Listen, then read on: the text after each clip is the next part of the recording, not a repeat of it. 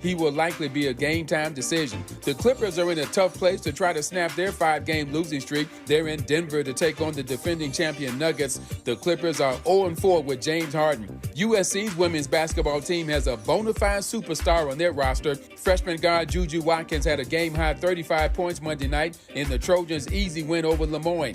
Watkins has scored 83 points in her first 3 games. USC is one of 5 Pac-12 schools ranked in the top 10 of this week's AP Women's College Basketball Poll. UCLA is 3rd, followed by number 4 Utah, number 5 Colorado, and number 6 Stanford. USC is 10th. No debates, no speculation, just the info you need. That's your KBLA Sports Minute. I'm Ray Richardson on KBLA Talk 1580.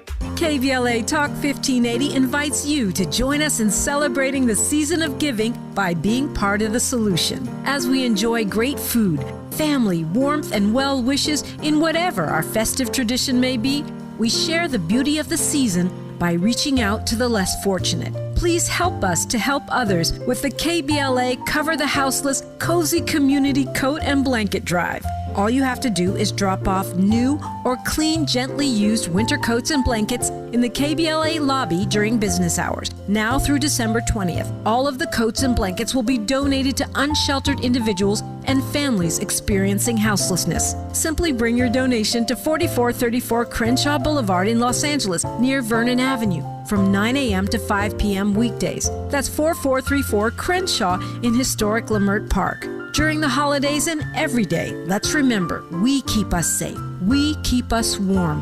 We are the safety net. And together, we can cover the unsheltered. Get caught up in the spirit of the season, the spirit of love. Make a difference with your friends at KBLA Talk 1580.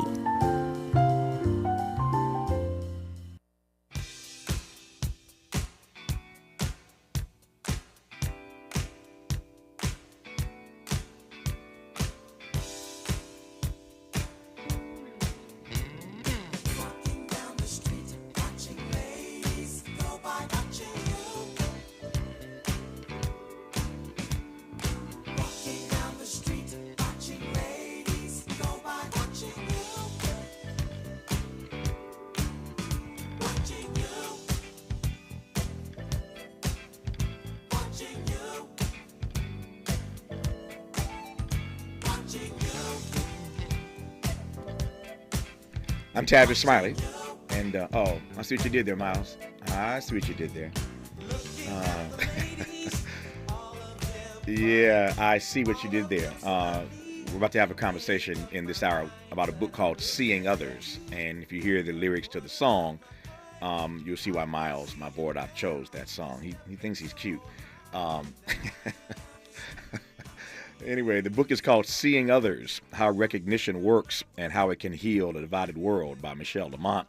That's the text we're discussing in this hour. Again, you see why Miles chose that particular track to sort of weave into this dialogue. And so in this hour, a conversation about redefining, actually, let me back up, a conversation really about the ways in which we are viewed and valued. We were just talking to Valerie Mosley moments ago about improving your net worth and your self-worth and how your mindset is an asset. We're talking specifically about money in that last hour. But I love the way that Valerie approaches it in terms of mindset. And so many of us find ourselves struggling financially and otherwise, in part because of a mindset. So we were literally just talking about net worth and self-worth and the link between those two things. So here comes Michelle Lamont in this hour with her new book, Seeing Others, How Recognition Works and How It Can Heal a Divided World. So a conversation we're about to have right now about the ways in which we are viewed and valued, about redefining who we collectively see as worthy in our society, and how we can create new narratives which can lead to more people feeling the respect and the dignity that their humanity deserves. I'm pleased to be joined right now by Harvard professor, esteemed Harvard professor, and author Michelle Lamont. Her new book, once again, is called Seeing Others, How Recognition Works and How It Can Heal a Divided World. Michelle Lamont, good to have you on this program. How are you today, Professor? Very well, and thank you for having me. I'm really delighted to talk with you. No, I'm delighted to have you on. It's great having you here. Let me start broad, and we'll narrow our way as we move through this hour. And let me just say at the outset, that the timing of this conversation, the timing of this book, is really propitious. I know how books work. I've written a few books in my life, and I know that when you write one, and the publisher gets the manuscript, and it goes through all the production process, one never really knows what the state of the world is going to be. And you know where you know where I'm going here, obviously, don't you? You know exactly where I'm going. One never really knows what the state of the world is going to be when that book publishes, when it drops. Who knows what that book is dropping you into? But here you come now at a moment such as this about seeing other people and how recognition works and how it can heal a divided world. So the timing could not be more propitious. Let me start with this big question, this broad question again. As I said, we'll narrow through the hour. When you talk about seeing others, you mean by that exactly what? Well, it's really about who's valued and who's invisible, who's in the background and being underestimated, and who are the groups that always have light shined on them. Mm-hmm. So the goal is really to lift up the groups who are invisible so that basically more people feel like they matter and they feel they have full cultural membership in our society, that they truly belong. Mm-hmm. But that's happening not just at the individual level. There's a lot that we can do to create societies that are more empowering for more people. And the specific approach I use is really to transform the narrative, the stories we tell about each other. And I do this by interviewing 185 change agents whose job it is to produce new narratives, basically. Mm-hmm. So that's the short of it. Yep. I'm glad we have an hour, so you ain't got to be too short. We got a whole hour here, so we ain't got this. This is not one of those 3 or 4 minute interviews. We got time here. So we ain't got to be too short. That said, though, I appreciate that response as a start to this dialogue. But let me take a little step further though. Why is it that certain individuals, certain groups, collectives, as you put it, why is it that certain people are, in fact, in the world, in society, rendered invisible in the first place? Well, there's so many possible answers to your question, but I'll connect directly with your introduction where you talked about the net worth of people and their broader worth. So one of the key arguments of the book is that at this current moment, the college degree in American society operates more or less like a caste system. And people who are judged not successful, who don't have a college degree, who are not professionals and managers, are increasingly, through the media, through, for instance, the popular entertainment that we have streaming in our living room, are constantly viewed as buffoons or clowns or people who are not self-reliant. So I argue that since the Reagan era, where we have a narrative about who's valued that has really crystallized, and this has to do with, people who are competitive or trying to be successful in economic terms. And we need to move away from this model because it just condemns a large segment of our society, more than 50% of the people who don't have a college degree, to be viewed as unworthy. And I think that really feeds huge crisis in mental health and also the opioid epidemic, this death by despair that so much has been written about over the last few years. And we need to move toward a more multi-dimensional, plural way of understanding who matters. So I think for the professionals, it's not hard to think that their status, their net worth, or their social status is their worth, because these two things go hand in hand. But when it comes to working class people, I wrote a book several years ago titled The Dignity of Working Man. It's all about disentangling these two things. Many workers think of themselves as very worthy, but not because of how much money they make or what degrees they have, but because of who they are as a person, how much they are there standing by their friends when their friends are in trouble, trying to be good parents, do the right thing for themselves and for others. And they often look down at the upper middle class, who they see as too self-interested and egotistic and power-driven, if you will. So the book is really a general reflection on where do those stories that we tell ourselves about who's worthy and who's less worthy, where these stories come from, how can they be changed most importantly. And these 185 interviews I've already mentioned are by, people, stand-up comics, people like Kamau Bell or, Hollywood creative like Mike Schur, who created the show The Good Place and Park and Recreation, or the guy who produced Handmaid's Tale.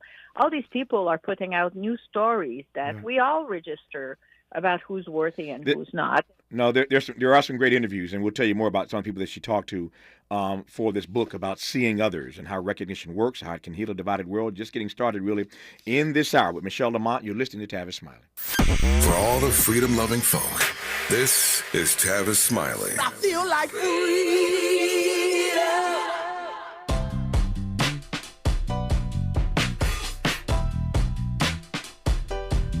Escalade IQ. This the intro to the all-electric Cadillac, perfection like Zoom. And on a full charge, you get 450 miles without the stop. Haiku. This is what I do. Daddy fat intellect since '92. Linked all the way back, panoramic roof. Coming 24-inch rim standard. Ooh, why? Shout it, don't kill him. Cadillac diamond in the back, cold chillin'. And when I'm on attack, on the track is no ceiling. Sky's the limit. You me? Straight drop, no parachutes. Lay lines like a longitude and latitude. Feel it, beloved, clearly we're hustling. Bustin', truckin'. Cadillac.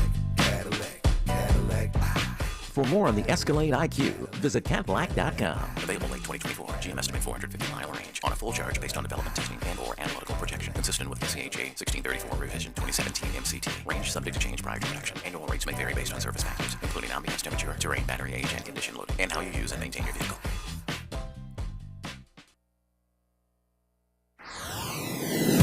Beloved Entertainment presents Sweet Spot Live with Angelique Francis, host of KBLA's Living in the Sweet Spot at the beautiful Miracle Theater, 226 South Market Street in Inglewood, Sunday, November 19th at 6 p.m. Join me, Tavis Smiley, and KBLA Talk 1580 for real short stories told live on stage by our own storytellers, straight from the neighborhood, celebrating our unique culture, our strengths, our courage, our faith, and, of course, our fire. Come walk with us through the neighborhoods, sit at our kitchen tables, even run with us down our dark alleys if you dare. But just know that in the sweet spot, there is love and laughter, joy and pain, secrets never told. Again, that's Sweet Spot Live with Angelique Francis, Sunday, November 19th at the Miracle Theater, 226 South Market Street in Inglewood at 6 p.m. Tickets available at sweetspotlive.eventbrite.com. That's sweetspotlive.eventbrite.com. Sweet Spot Live, we've got a lot to talk about.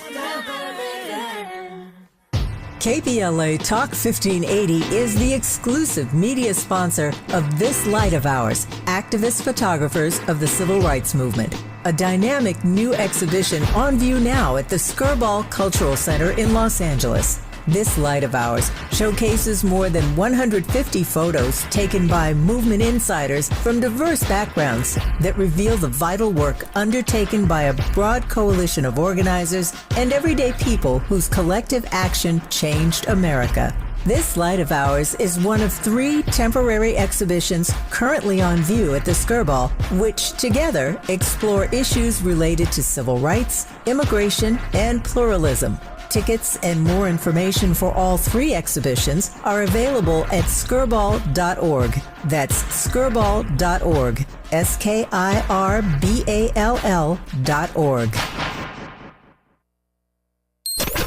Let's get back to more of Tavis Smiley right now. Our guest is our Harvard professor, Michelle Lamont. Her new book is called Seeing Others, How Recognition Works and How It Can Heal a Divided World. We've already established in this conversation so far this notion that too many individuals, too many groups of people in this country and in this world are in fact rendered invisible. And the question is, what do we do about that? Too many people think they are unworthy for a variety of reasons. And she has talked to a lot of people in the writing of this text to get a better sense of what it means to actually see others. We can talk about some of the names a little bit later that of the kind of the persons that you talked to. You talked to a pretty amazing group. What were you hoping to get from these people in terms of understanding a better way for us to see and value each other? Well, I decided to write this book during the Trump era because the Trump presidency, I was very depressed. Mm-hmm. And I was looking for hope. So I figured, let's try to figure out what the social scientists tell us about where hope comes from. And what I learned reading that literature is that essentially what you need to get hope is be able to imagine an alternative future. And that is done through narratives. What are the stories that we tell each other about what the possible future is like? So I reached out to people who operate in different sectors of society. Some of them work in advocacy, others are, in the policy world, others are artists, to see what are the alternative visions of the world that they are proposing to us. And I found that in general, they think the American dream is a joke. The American dream is dead. With growing inequality, it has become out of reach for most people.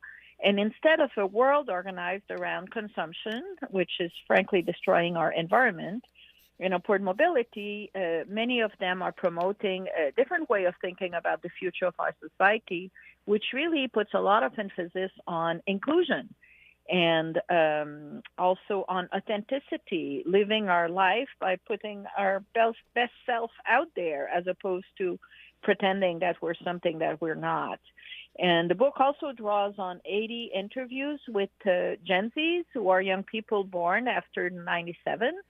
And we interviewed those young people. I didn't do the interview myself because they don't want to talk to boomers, but I had two graduate students who, it's true, I had two graduate students who interviewed people who go to 32 different colleges in the Northeast and the Midwest to see how they understand today's problems and what kind of world they would want to live in. And they also very much emphasize wanting a society that is far more inclusive. And we see that not only in their massive involvement in the Black Lives Matter movement in 2020. Our interviews were done in 2019 and 2020, before and during the Black Lives Matter movement. Mm-hmm. But we also see that in the push they gave, against sexual harassment, but also the question of the pronouns, like, people who don't want to have binary sexual identity, and it's very important to them that we use, not only she and he, but also them, or the non-binary restroom. These questions may seem totally ridiculous to a lot of boomers, and they don't just understand, and they think a lot of Gen Zs are just snowflakes who are too self-centered. But in fact, for them, since many of them are pushing for a more inclusive society, these questions are really crucial for them. It gives them hope. It's the world they want to create together. So we have to pay attention and not dismiss what they have to say. You said a few things there, and I didn't want to interrupt, but let me go back now and interrogate a few things that you've put out already. Let me just ask one, if you can share a bit more. We're talking about seeing others. How recognition of others works and how it can heal a divided world. But you had an indictment a moment ago, at least it was a quick indictment of consumption and what it's doing to our world and what it's doing to us as humans who occupy the space. I wonder if you might say a bit more about your indictment of consumption. Well, that is very much voiced by the Gen Zs we interviewed, because they really feel that, the Gen X and the boomers, my generation essentially, we really screwed up, with the idea of everyone should have a big car, and also the lawns, we cut down the trees, and organizing our life around consuming a lot of goods that will, fill our environment with garbage. Mm-hmm. So they call it, it's a little bit like the treadmill of consumption. It doesn't give you happiness. Today you buy a dress, tomorrow you buy shoes, and you still feel empty. Mm-hmm. And instead, we really need to think in terms of being seen by others and feeling that we matter. We matter to each other. And that's something that only human beings can do for each other, So that's why the book is really organized around how can we broaden recognition for everybody. Yeah. And also that implies, reducing stigma. So for African Americans, like the book has a section where I discuss people with HIV/AIDS. When the AIDS crisis started in 1983, early 1980s, everyone was freaked out. We thought, okay, we can get it by touching the button of an elevator. Mm-hmm. It was a little bit like the beginning of COVID. And then we learned that no, and the stigmatization and it came to be dissociated from, sexual promiscuity among gay people. So this study also compares the destigmatization. How is it that people with HIV/AIDS stop being stigmatized, whereas people with obesity remain to this day deeply stigmatized? Why did it happen for one group and not the other? is one of the questions I examine. It occurs to me the more you talk, the more questions are running through my head. I'm trying to keep up with you as we move through this hour. Yeah. But you keep dropping all these jewels and these gems. Let me slow down for a second and just ask you, since we're talking about seeing others and the value that comes to our lives when we are viewed, what is it that makes people feel like they matter, like they're being seen? Well, I think one of the things that get most in the way, if you think about how parents raise their kids, if you spend your life protecting your kids from having contact with people who are not like you, like upper middle class parents trying to, give a lot of advantages to their kids by putting them in the best schools, in the most exclusive neighborhood, managing their social life so that they never in contact with people of color, let's say. You tell them you just have to be, hanging out with people like you in order for you to be valuable. Mm-hmm. And that sends a very wrong message because the kids think if it's connected to meritocracy, for instance, or to college performance, they think I won't be loved unless I fill this stereotype. Mm. And I think the alternative approach is really to let people embrace them for who they are and let them live authentically what it means for them to be who they think they are. And, this is this process of recognition, of defining others as valuable rather than stigmatized. So, and as I said, this is something that only human beings can do for each other. Computers will never do that for us. So. Yeah. One of the other things you said, again, that I want to give you a chance to unpack, and I never quite thought about it this way, and I'm not naive here, but when you hear the word caste, of course, there are certain cultures, mm-hmm. there are certain countries, there are certain frameworks that one thinks about when one hears the phrase caste system. I never quite thought about it in the way you laid it out earlier, which is that in this country we have our own caste system. And that caste system, for many people, is built around whether or not you are a college-educated person. And I sort of chuckled to myself when you said that because, to my mind, while it is better to have one than to not have one, a college degree, pardon my English, ain't what it used to be anyway. And I just find it sort of laughable that we have a caste system built in this country around whether or not you got a college degree. Mm-hmm. Yeah, but it's a fact to the extent that the how much people get paid for different kinds of jobs has really not kept up with productivity. So a lot of working class jobs have increased enormously in the level of productivity they have, yet the relationship between how well people are paid and the cost of living has really deteriorated. But that's not true for the college educated. Mm-hmm. So basically, everyone is screwed except people who have a college degree. And people who have a college degree typically were able to get into the real estate markets earlier. And this is, pardon my French, people can sit on their butt and the value of their real estate increases. Mm-hmm. But if you don't have that, instead of having the increased value of your investment, all you have is growing inflation, which makes it much easier for the non-college degree people to keep up, So there's so many. This is just one example among many where the college educated have seen an accumulation of advantages over the last few decades, whereas those who don't have it have seen a deterioration of their situation. Yep. Again, I'm just trying to go back to cover these things that you spit out that I want to give a chance to unpack a bit more. I heard you mention Ronald Reagan. You mentioned the Reagan era, and again, I sort of laughed to myself because as time goes on, two things happen. Number one, there are people listening right now who weren't even around, or certainly weren't aware, or weren't connected politically during the Reagan era. So it's worth unpacking that, number one, for that reason. But it's also worth going back to that because since Reagan's presidency, there are many ways in our culture that Ronald Reagan has been lionized and made to be a conservative icon and a hero, and et cetera, et cetera. And so when you were speaking earlier, you talked about this notion of rendering more of our fellow citizens invisible. You talked about the ways in which that got worse during the Reagan era. So let me give you a minute to go back and sort of unpack that for those who don't remember what happened during the Reagan era. Sure, I totally understand. I was 20 or 25 when Reagan was in power, so Right. I understand many of your listeners were not alive then. But what he stood for, like something called trickle down economics. The idea is you make the rich richer, and then the crumbs will fall and enrich the rest of the population. So the engine of the economy was all about to be, let's encourage rich people to invest their money, and that will generate more jobs. But in fact, that didn't work at all because it created growing inequality. And him, together with the person who was in power in the United Kingdom at the same time, Margaret Thatcher, they really pushed for a new ideology, an economic system called neoliberalism, where basically the role of the state, the government, was just to make rich people richer. And they were very anti-welfare. They really tightened the rules by which people, low-income people, who often, frankly, they might, there's all kinds of reasons why people are low-income. It might be because they don't have a lot of education or because they've had challenges after challenge. My kids, they grew up in the middle-class neighborhood. They have access to great school.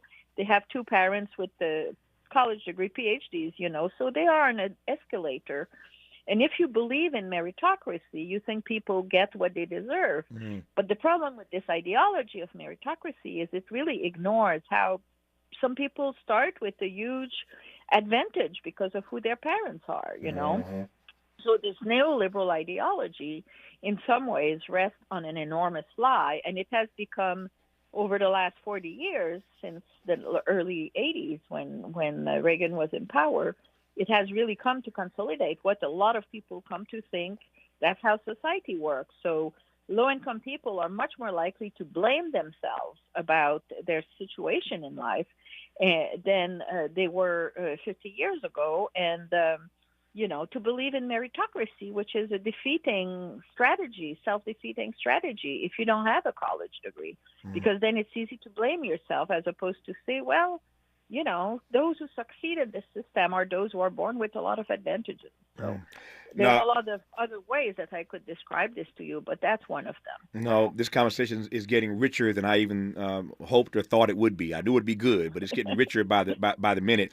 Our guest in this hour is Michelle Lamont, esteemed Harvard professor. Her new book that everybody's talking about is called Seeing Others, How Recognition Works and How It Can Heal a Divided World. When we come forward, so much more to unpack that she's already sort of put out there, including this notion of how and why so many of us, even today, regard and see our social status as our worth. And that's troubling for me in a variety of ways, that too many of us are so enamored by our social status, and we see our social status as akin to whatever worth it is that we have in this society. And then she raised this issue earlier about death by despair. So many people are dying in despair, and too many people, as she said earlier, are being rendered invisible. My view is that it is the telling of truth that allows the suffering to speak. And if nobody tells the truth, then the suffering and the suffering people end up rendered invisible. A lot more to interrogate as we move through this hour. The book is called Seeing Others. The author is Michelle Lamont. You are listening to her right now on Tavis Smiley. From Leimert Park with love, this is Tavis Smiley.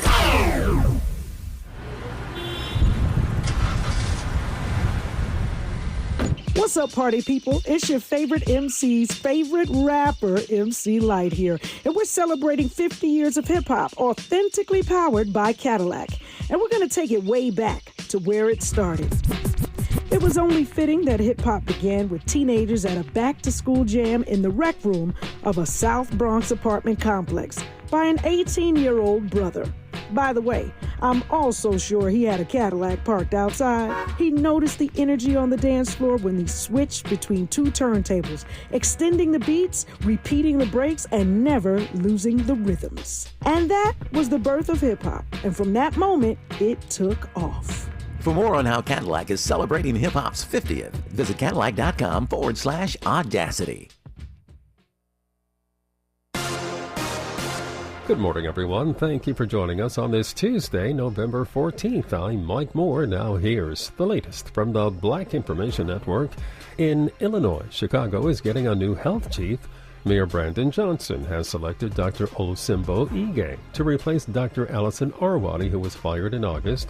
Dr. Ige currently works as the Managing Director of Programs at the Robert Wood Johnson Foundation in New York City. Dr. Ige, who is African American, begins her new job December 4th. More than 55 million Americans will travel 50 miles or more for Thanksgiving this year. That's according to a AAA projection. It's an increase of a little more than 2% from last year and the third highest forecast for the holiday since AAA began tracking it in 2000.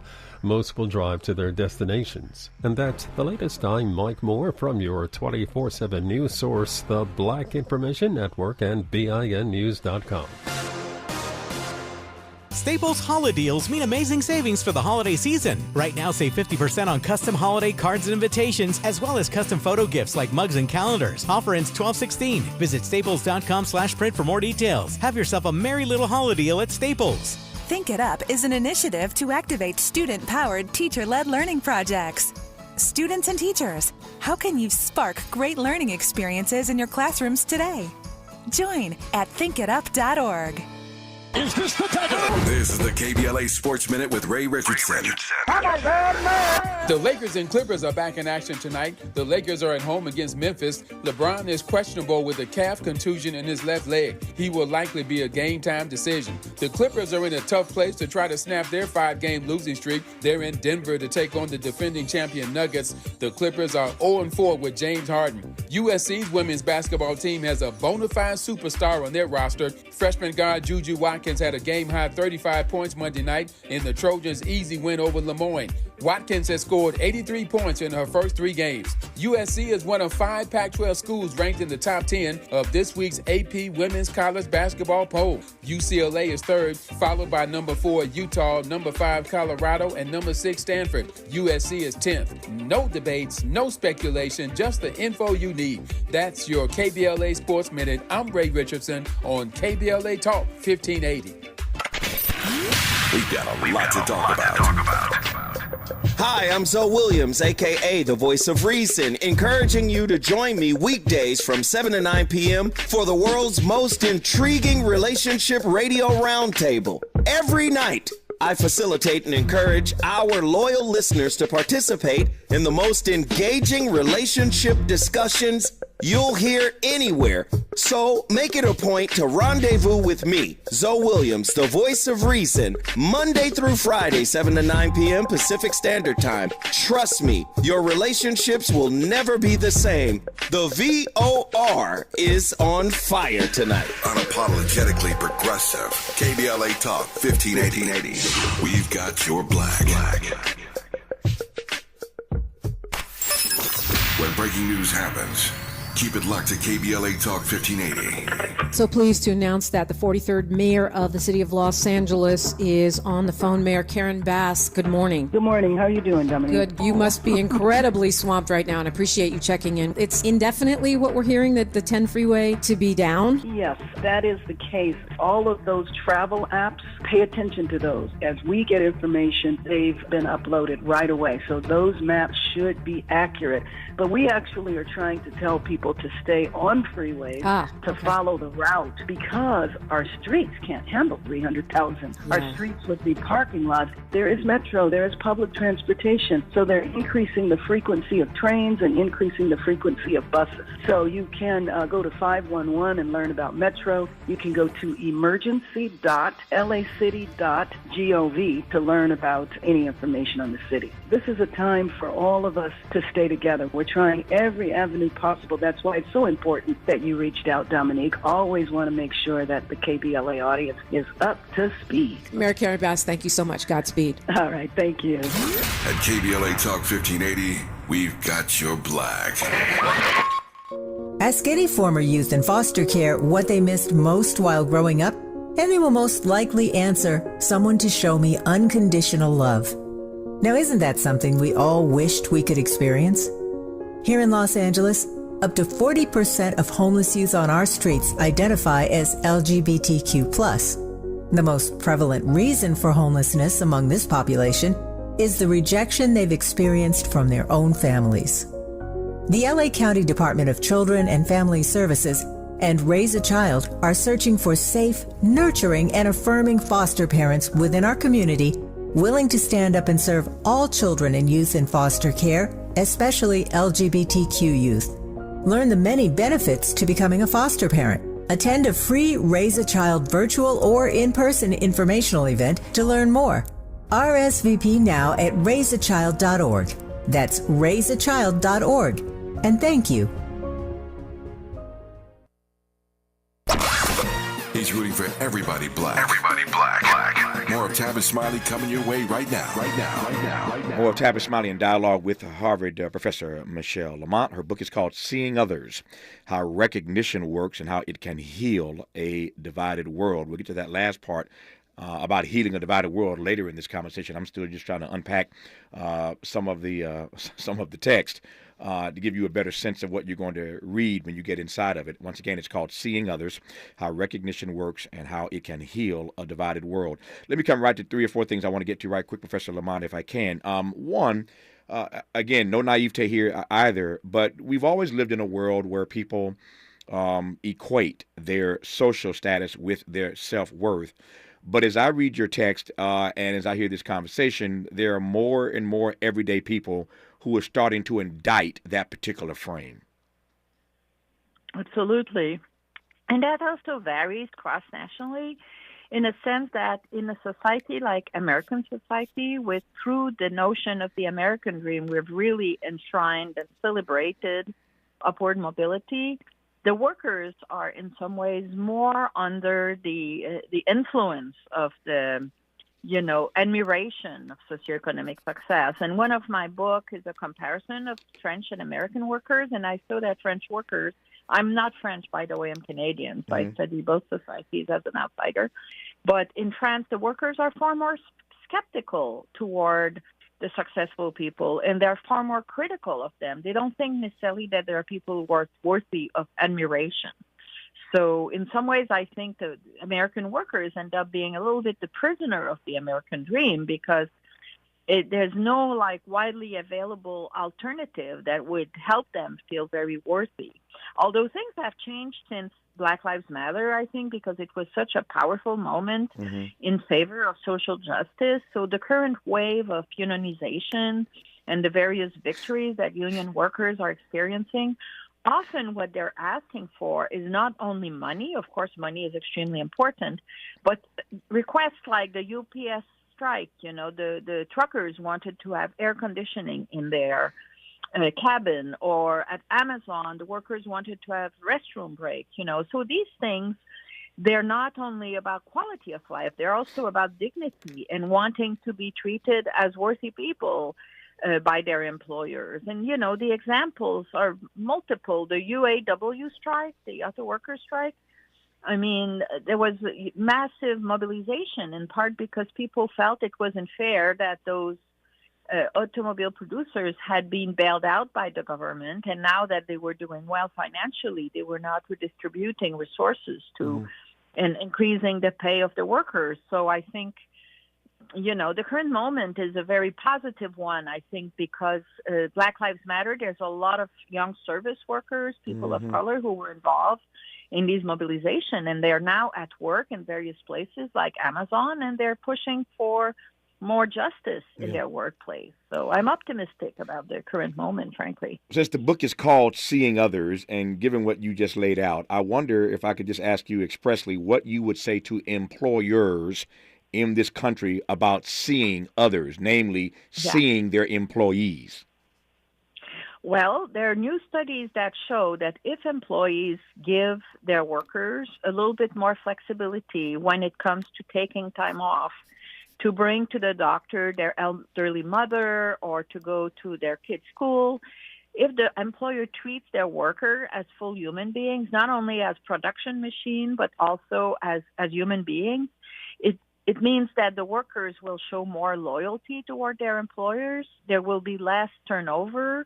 The employers won't have to constantly look for new workers. So really, to create a good workplace, they should not only, increase diversity. It's not just a question of adding bodies, creating a more diverse workforce. It's also very much about treating your workers as three-dimensional human beings who also have a life, and help them have a good life, so that then you just have, more stability in your workforce, and you increase inclusion for everyone, not only people of color or not only women. So I think that's the solution. You mentioned earlier in this conversation, again, I'm just trying to check off the list of things here that I wanted to follow up on that you've laid out already before I go forward. You raised this notion earlier of death by despair.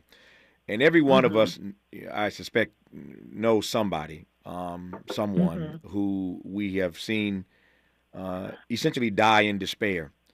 But there's quite frankly nothing sadder for me than this notion of death by despair when those persons just felt invisible, when they felt like they didn't matter, when they felt like their self-worth just was non-existent, and sometimes that leads to suicide, and sometimes it just leads to people just being the walking dead and sort of fading out.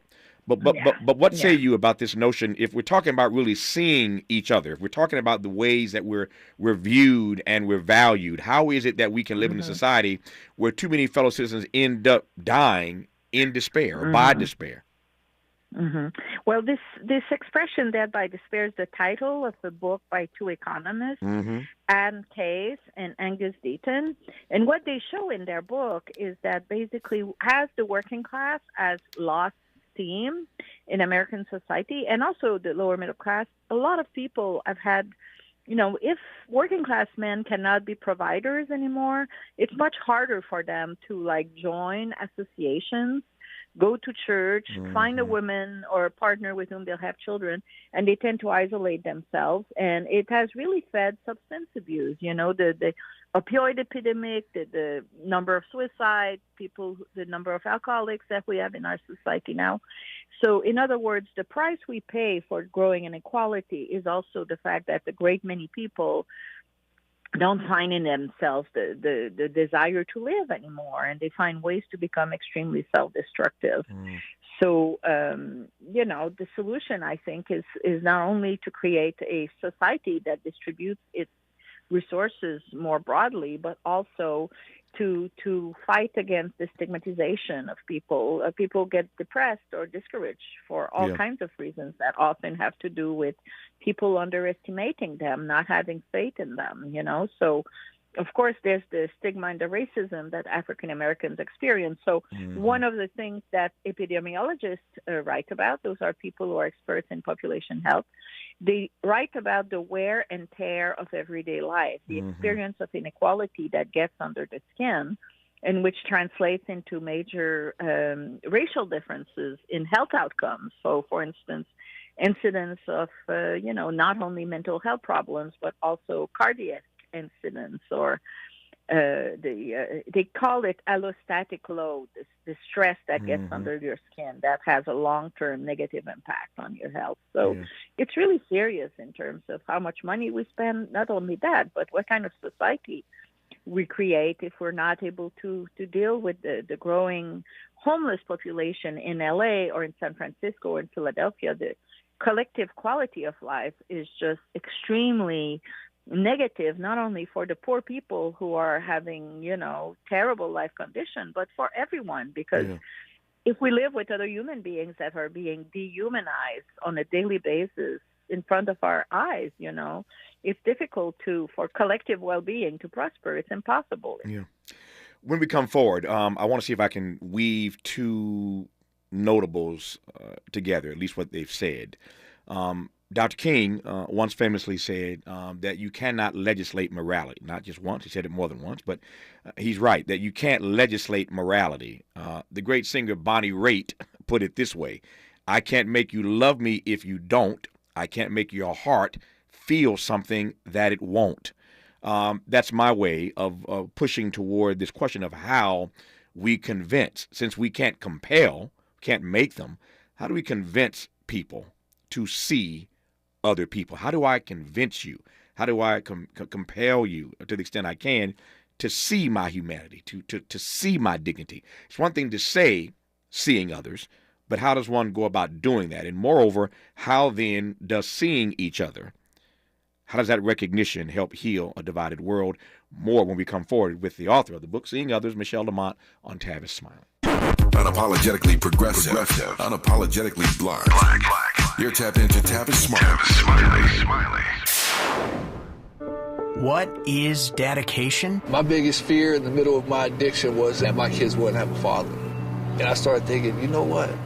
This isn't my story. I definitely had to become a better man to be a better father.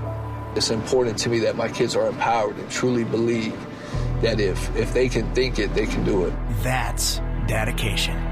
Visit fatherhood.gov to hear more. Brought to you by the U.S. Department of Health and Human Services and the Ad Council. Joey from Vermont, a farmer trying to get through the winter. Adriana from South Carolina, a single mother living paycheck to paycheck. Liam from Ohio, an injured father struggling to provide for his family. Hi, I'm Shanola Hampton, and I support the Feeding America network of food banks because they help provide over 6 billion meals to people in need each year. Learn more at feedingamerica.org. KBLA Talk 1580. We've got a lot to talk about. Hi, Maisha Cairo here, KBLA, live at Chase Bank on Crenshaw and Vernon for the In This Together tour with female business owners, a day of empowerment, community panels, and best of all, tips on building business from marketing to capital.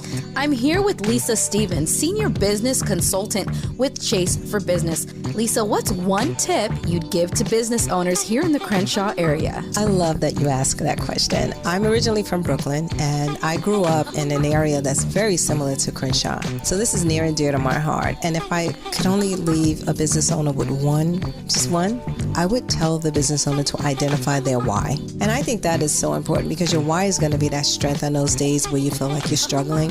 Your why is going to be that stepping stone. Those days that you want to give up, your why is going to be the reason that you get back up. And how would you advise business owners looking to acquire capital? What do they need to know before stepping inside the branch to ask for funding? So 3 things. I do want to share this when it comes to the power of capital and just finding those resources.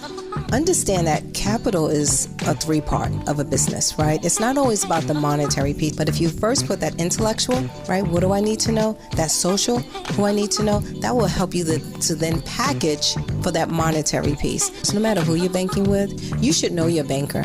Never walk into a bank and you're transactional only. It's just like Lisa to drop gems. I'm Maisha Cairo in the community for KBLA with JP Morgan Chase.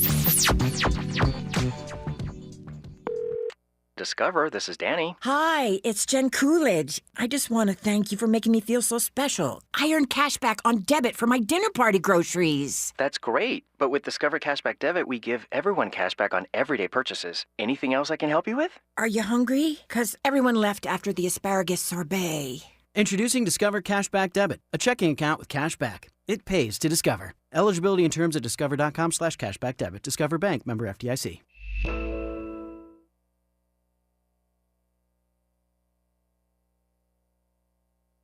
More honesty than you can handle. More empowerment than you can imagine.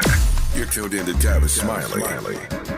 Professor Lamont, not sure if that frame I offered a moment ago makes sense, but I quoted Dr. King, who once said you can't legislate morality. And again, the great singer Bonnie Raitt said, I can't make you love me if you don't. I can't make your heart feel something that it won't. And so the question is, how do we compel others to see others?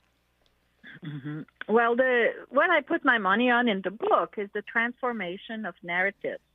So earlier I mentioned how people with HIV/AIDS were deeply stigmatized at the beginning of the AIDS crisis, but today they're not anymore. And that's a very successful case of transforming the meaning that's associated with this group. During the same time period, people who are obese remain deeply, deeply stigmatized. So in one of my papers, we draw on various studies to really document how this happened. Drawing, for instance, on a book by Abigail Sagi titled What's Wrong with Fat. And we show that what really made the difference is that for people with HIV/AIDS, there was a deep connection between the people involved in social movements, not only the leaders, but the participants as well, and knowledge workers like legal experts, medical experts, journalists, social scientists who said about HIV/AIDS, it's not their fault. They're not getting it because they're gay people engaging in promiscuity. Anyone can get AIDS.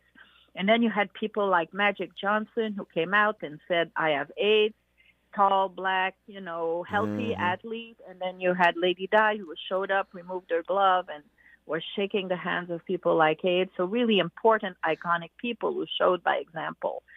And in contrast, the case of people who are obese, the Medical Association really opposed this notion of healthy at any way. Many of them maintained that the BMI was really important, and that, whereas right now, things are changing. There's greater acknowledgement of the importance of genetics.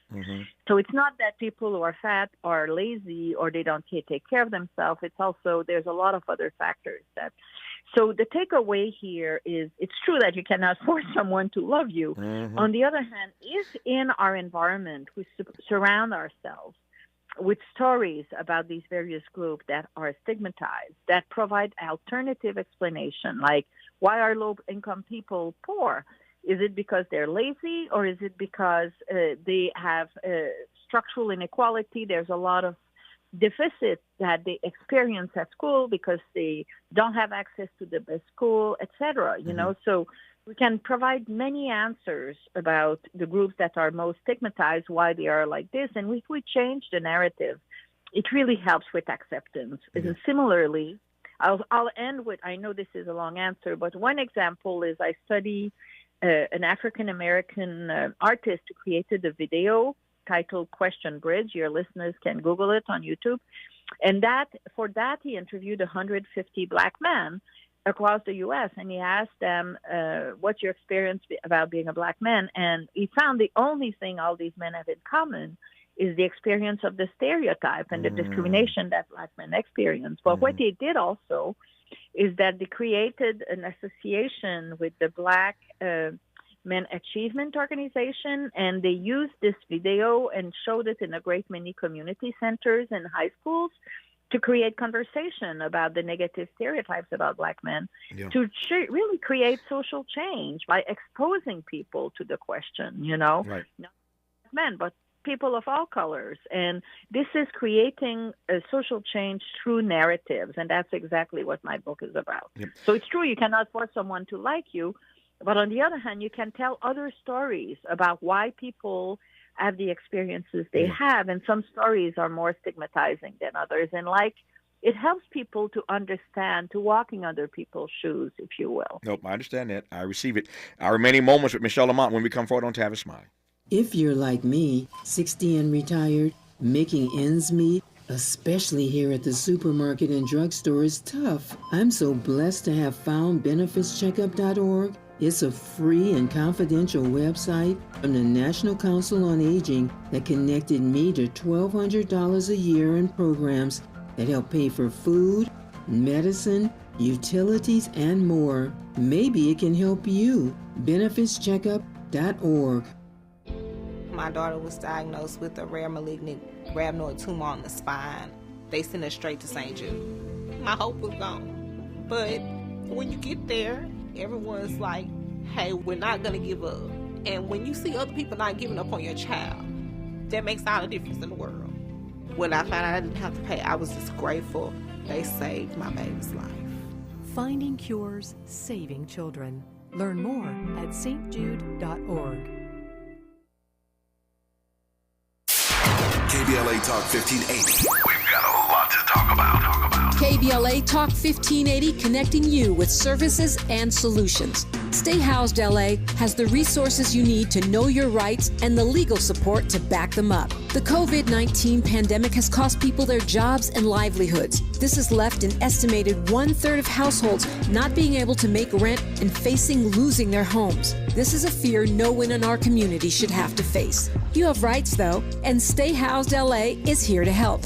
Stay Housed LA is a partnership between the County of Los Angeles, the City of Los Angeles, and local community and legal service providers. Together, they provide tenants with the information and support needed to exercise their rights so they can remain safely in their homes. Find out more about your rights by participating in a virtual tenant workshop. Get the legal assistance you need. Find additional resources in Los Angeles County and the City of Los Angeles. Stay connected to Stay Housed LA County for updates. This and more at stayhousedla.org. Stay connected to Stay Housed LA for updates. This and more at stayhousedla.org. That's stayhousedla.org. Or call their hotline at 213-694-0040. We've got your black with a community call to action from KBLA Talk 1580.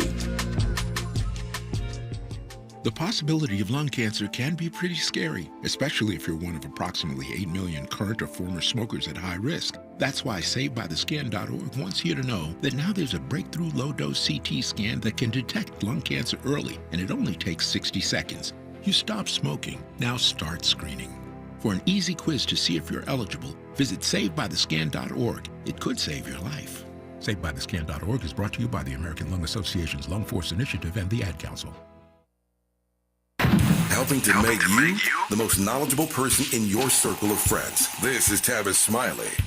I've only got 2.5 minutes left here with Professor Michelle Lamont of Harvard. Her book is called Seeing Others, How Recognition Works and How It Can Heal a Divided World. I've got all kind of responses if I had time to read them all, much less take calls. But, Professor, let me close with this note. I want to frame this last question this way if I can by reading something from a listener. Tavis, the same young people that Professor Lamont speaks of are the ones speaking out today against their employees, against Congress, and they're the ones pushing this issue, as they should, of a ceasefire in the Middle East. I raise that, Professor, not to make you political, but to the point you made earlier, and your research bears this out in the book, this generation of people, this generation of young people are speaking out in a variety of ways, and they're letting themselves be heard on a variety of issues, including what's happening in the Middle East right now, which leads me to offer this as the exit question. How then, no matter where we are in the world, how can seeing the other heal our divided world? Well, I think the case of Israel, of course, it's dangerous these days to talk about this because you get canceled one way or the other. Sure. But I personally am convinced that one of the solutions that will help us out of this disaster is to really register that suffering is suffering, no matter on what side of the divide you find yourself. Mm-hmm. You cannot say, okay, it's fine for Israeli children to suffer, and we're going to ignore what's happening with Palestinians. So the book very much focuses on what I call ordinary universalism, what we all have in common as human beings. This is absolutely crucial. And I think we should not engage in competition about who suffers most.